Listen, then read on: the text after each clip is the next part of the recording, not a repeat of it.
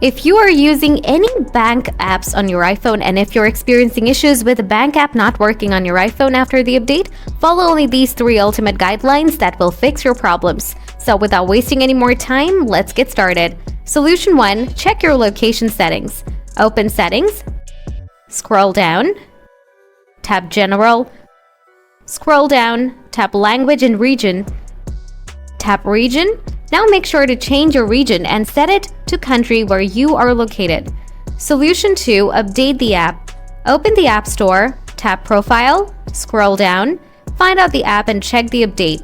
Always try to update the app.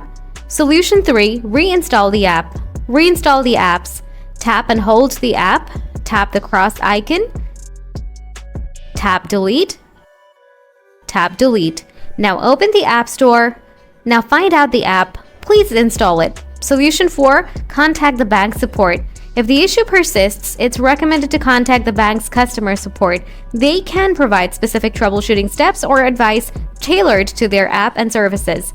Now, if you still have anything to ask, please ask me in the comments section. Thanks for watching.